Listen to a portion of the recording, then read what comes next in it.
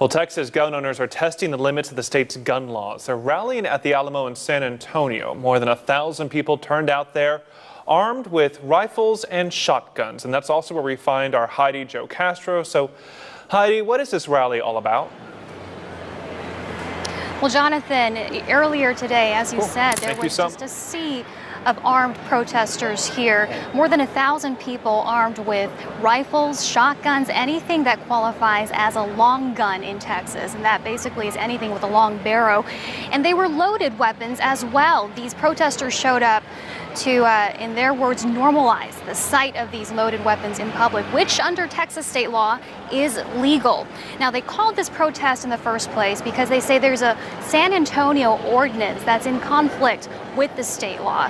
They discovered that when 3 of their members, their pro-gun members, were cited for disorderly conduct outside of a coffee house just a short time ago because they were sitting there with their rifles armed, and police did a citizen's arrest of them.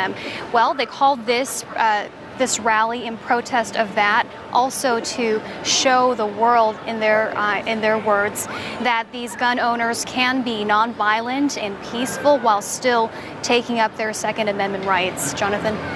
So, Heidi, what do they say about all the tourists out there, though, who are honestly concerned about seeing people walking around with guns? Do they not think this maybe just the image alone of people carrying large guns like this maybe hurts their cause? You know, Jonathan, I asked them that because certainly this morning there were many more protesters than pedestrians and tourists here. And the few tourists who I spoke to, well, some were curious, engaging in conversations with these protesters, while others just turned around and left. They didn't want to bring their families or small children near this where they thought an accident or something else could have happened. But when you ask the protesters themselves, you know, how is this furthering their cause? Well, they say just that visibility, especially in a place as iconic as the Alamo here in Texas, kind of adopting that language of romance dating back to the Battle of the Alamo in 1836. Well, they think that all contributes to their image, and they do see this as a revolution, much like the Texas Revolution. But for them, they're defending their gun rights, which they see as under attack. Okay, well, it's certainly getting a lot of attention there. Heidi Jo Castro in San Antonio, thank you.